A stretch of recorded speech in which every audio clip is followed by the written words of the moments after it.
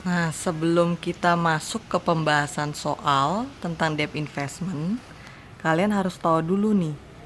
Nah, kalau misalnya suatu investasi, biasanya itu kita beli dan jual lewat perantara. Nah, itu akan menimbulkan yang namanya biaya komisi atau broker. Nah, kalau seandainya kita beli investasi melalui broker atau perantara, nah, biaya broker ini akan menambah harga beli investasi kita. Sedangkan kalau kita jual investasi melalui perantara atau broker, maka kita akan mengurangi kas yang kita dapatkan dari penjualan investasi kita. Jadi itu yang kalian perlu pahami tentang biaya broker. Dia menambah harga beli, dan kalau kita jual lewat broker, dia akan mengurangi kas yang kita dapatkan dari penjualan investasi. Nah, sekarang kita mau masuk ke pertanyaan di modul. Kalian buka modul. Nah, diminta buatlah jurnal yang diperlukan untuk Fedco selama tahun 2018 dan 2019. Nah, kita akan buat dulu tahun 2018. Nah, di soal dibilang Miracle Co memiliki obligasi dengan nilai nominal 360 per lembar. Jangka waktu 3 tahun dan tingkat bunganya 8% per tahun. Yang dibayar setiap tanggal 1 Mei dan 1 November. Fedco membeli 1.500 lembar obligasi milik Miracle Co dengan harga $600 per lembar pada tanggal 1 Mei 2018. Nah, ini kita buat dulu jurnal pembelian si Fedco. Beli obligasi punya si Miracle Co. Kalau beli obligasi berarti dia melakukan investasi. Nah, jurnalnya berarti apa di tanggal 1 Mei 2018? Nah, jurnalnya 1 Mei 2018 berarti kalian debt investment pada cash. Nah, tadi dia bilang dia belinya 1.500 lembar obligasi. Nah, berarti harganya 600 per lembar, katanya belum termasuk biaya broker. Ingat tadi kalau misalnya ada biaya broker beli, dia akan menambah harga beli investasi. Berarti nilai yang harus kita masukin adalah dia tadi beli investasinya 1.500 lembar. Nah, harganya 600. Kalian harus tambahin biaya broker 30. Ditambahin karena biaya broker itu menambah harga beli investasi. Terus kalian kalikan dengan lembarannya.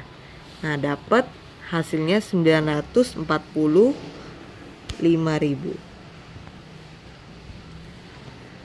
Nah, terus tadi kan dibilang tuh dibayar bunganya setiap tanggal 1 Mei dan 1 November. Berarti setelah kita bikin jurnal di tanggal 1 Mei, berarti kita harus ke tanggal 1 November dulu 2018 sebelum ke akhir tahun. Nah, berarti tanggal 1 November 2018 kita akan dapat yang namanya bunga karena kita investasi dalam bentuk debt atau obligasi. Nah, berarti jurnal dapat bunga apa? Kita dapat cash pada interest revenue. Nah, nilainya sebesar berapa ngitungnya? Ngitungnya tadi kita investasi dalam Miracle Co adalah 1.500 lembar ya. Berarti 1.500 lembar kamu kaliin dengan $360. $360 itu adalah nilai nominalnya. Ingetin, kalau pengen mencatat bunga, kalian harus ngitung sebesar nilai nominal, bukan sebesar nilai harga beli. Nilai nominal alias yang tertera pada obligasi. Nah, berarti kalian kaliin 1.500 lembar investasi kali $360 per lembar itu nilai nominal, kaliin tadi bunganya 8% per tahun. 8% dikali berapa jangka waktunya dari 1 Mei sampai ke 1 November. Nah, ternyata 6 bulan. Nah, kalian kali 6/12, terus kalian hitung. Dapat 21.600. Nah, terus setelah tanggal 1 November, nah, kita selalu lakukan penyesuaian di akhir tahun. Berarti tanggal selanjutnya adalah kalian masuk ke tanggal 31 Desember 2018. Nah, tanggal 31 Desember 2018, karena bunganya sudah berjalan, kalian perlu mencatat pencatatan bunga berjalan dari 1 November sampai ke 31 Desember. Cuma karena bunganya belum dibayarkannya hanya setiap tanggal 1 Mei dan 1 November. Berarti tanggal 31 Desember kalian sesuaikan dulu aja bunganya. Makanya jurnalnya adalah interest receivable karena belum dibayar pada interest revenue, pendapatan bunga. Nilainya sebesar berapa? Investasi terakhir kita di Miracle Cove ada 1.500 lembar. Nah, ini kalian jangan lupa kali nilai nominal, yaitu $360 per lembar.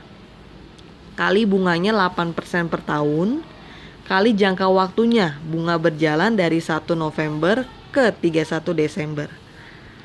Kalian hitung, dapat hasilnya 7.200. Nah, terus jangan lupa kalian setiap akhir Desember kalian harus lakukan yang namanya penilaian obligasi. Nah, ini dikasih tahu di informasi tambahan tanggal 31 Desember dia ada pengumuman laba atau rugi. Terus ada pembayaran dividen, ada nilai wajar per lembarnya. Nah, kalian perlu ingat di dalam debt investment kalau ada terjadi laba atau pengumuman laba, nah itu tidak perlu dicatat. Nah, kalau ada dividen juga tidak perlu dicatat. Karena dividen hanya untuk share investment. Itu di bab selanjutnya. Nah, kalau ada bunga baru dicatat. Nah, yang sekarang kita pengen jurnal adalah penyesuaian terhadap nilai wajarnya, nilai wajar dari investasi debt-nya. Nah, nilai wajar 31 Desember 2018 katanya sebesar $660. $660. Sedangkan tadi investasi kita udah beli dengan harga sebelumnya adalah 600 ditambahin broker 30. Jadi total harga beli kita 630. Sedangkan harga nilai wajarnya di 31 Desember jadi 660. Berarti dia lebih tinggi ya nilai wajarnya yang dinilai sekarang. 660 kurangin dengan total harga belinya. Ternyata lebih tinggi nilai wajar yang sekarang sebesar 30. Nah, berarti ini terjadi untung. Jangan lupa kalian kaliin dengan total lembar yang dimiliki investasinya, yaitu sebesar 1.500 lembar tadi. Nah, kalian kaliin, ini kan tadi lebih tinggi nilai wajarnya tanggal 31 Desember. Berarti kalian untung. Kalau untung, unrealized gain or loss income di kredit. Tapi kalau rugi, kalian tinggal balik aja di debit. Nah, ininya temennya apa jurnalnya? Temennya adalah karena dia penilaian, kamu bilangnya fair value adjustment. Dan kamu kategorikan, karena dibilang tadi di soal diklasifikasikan sebagai trading, kalian perlu catat fair value adjustment trading. Nah, nilainya tinggal kalian hitung